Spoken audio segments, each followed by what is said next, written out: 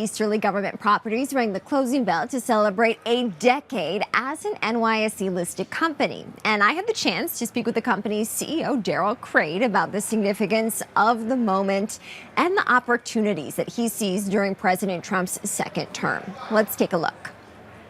It's a really exciting day for everybody at the company. I mean, Easterly Government Properties has been serving the government mission 10 years as a public company. We built our enterprise starting from zero. We now manage 10 million square feet. It's taken 10 years, and we have 100 buildings.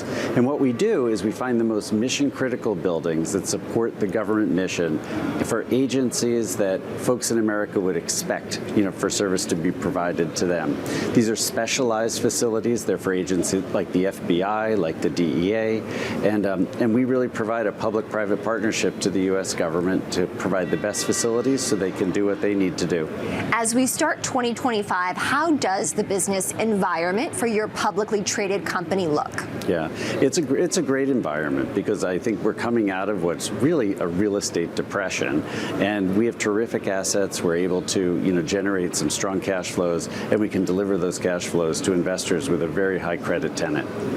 And in terms of what this new administration means for business, how have some of the agencies and initiatives impacted the way that you are strategizing for what's ahead? Yeah, so DOGE is one of the biggest changes with the Trump administration, as we see they're moving at light speed. But as we're sort of fond of saying, we've been practicing DOGE before DOGE, finding the most mission-critical facilities, finding them not be wasteful, and bring our sort of private sensibilities to the U.S. government to make them more efficient. How does that impact your investors who might be watching this interview and probably are cheering you on as you celebrate 10 years since your IPO here at the stock exchange? Yeah, no, I think it's an exciting time for them. The dividends on our stock are backed by the full faith and credit of the U.S. government. It's a really exciting time for us to continue to grow. And I think with DOGE, this new administration, and how we're looking forward, it's a real opportunity for government to sort of do its best for the people. And we're excited to support them in the real estate footprint to do just that. How flexible is your company in the wake of changes that might occur ahead? Yeah, we have a terrific leadership team. They're all here today. You're going to see them up on the podium.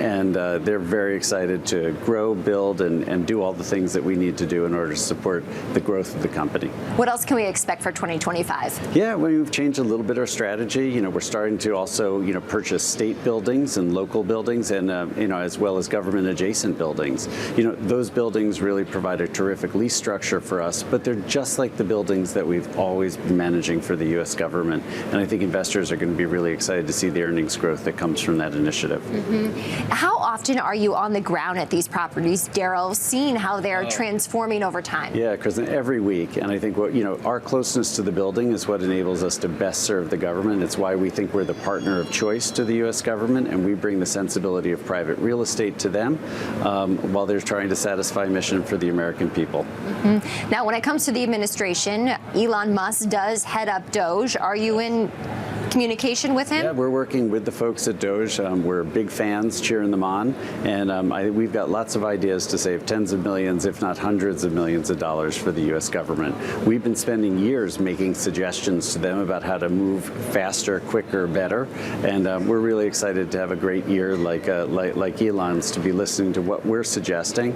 I think we all should be grateful that we have a guy like that tinkering with the government for a little bit, and I know it's going to be more efficient for the effort. We've talked about what 2025 has in store holistically over these next 4 years, the term of President Trump as his second term.